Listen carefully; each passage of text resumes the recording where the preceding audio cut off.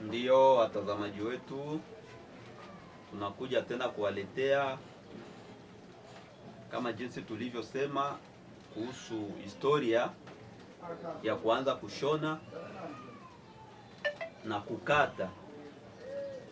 Hivi leo tutaenda kuambia kukata ni nini.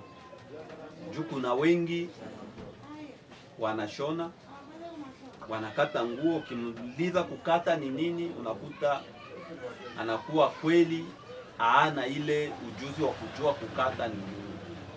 Na kukata ni ufundi wa kuchonga kitambaa kulingana na chaguo la mtindo, yaani style au model, pia vipimo husika ili tupate nguo.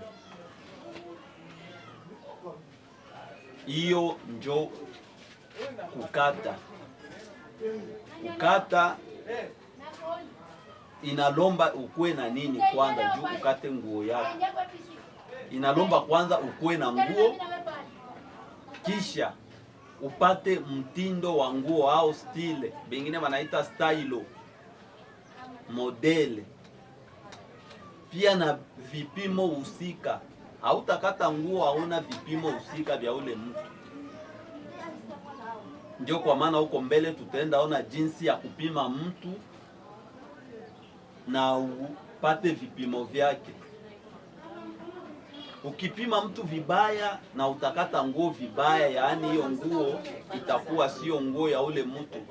Utakuta ule mtu anasema nguo imenibana, nguo imefanya hivi na hivi. Kosa sio ya ule na nini, wewe ambao umepima mtu umempima vibaya. Ndio kwa maana hapo tutaenda kuonesha gisi ya kupima mtu huko mbele katika somo zetu ambazo zitakuja huko mbele, jinsi ya kupima mtu, kamata mtu vipimo, kama ni jipe, kama ni pantalo, kama ni chemise, yote iko na aina yake ya kwenda kupima mtu.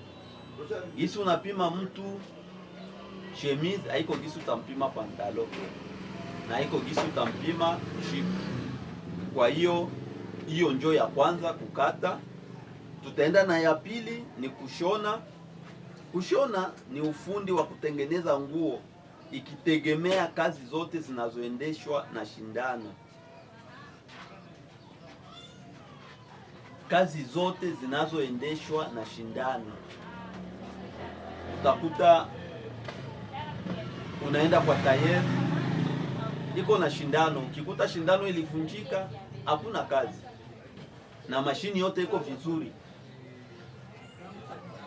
Vivyo hivyo korodo iko pale au cordonnier ule wa kushona viatu, naye iko anashona. Juu ya nini? Ana shindano. Juu kuna aina nyingi za shindano, sio aina moja tu yenye tunatumikishaka hapa shindano hii. Hapana, kuna hii ni shindano ya mkono. Ukishona na mkono uko unashona. Kuna hii shindano ambayo natafanana hapa cordonnier, inatumika na mashini zingine. Juu kuna aina nyingi za mashini, kuna aina nyingi. Kuna hizi, kuna mashini special.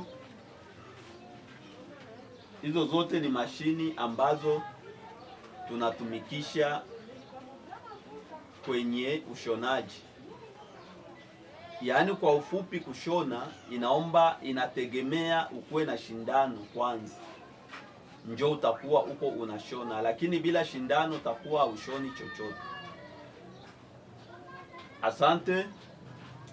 Nafikiri hapo tunaelewana na tutakuwa pamoja katika hii kazi yetu, ili we mwenyewe una muda wa kwenda kujifunza, utaweza kufata haya mafundisho na utanufaika zaidi.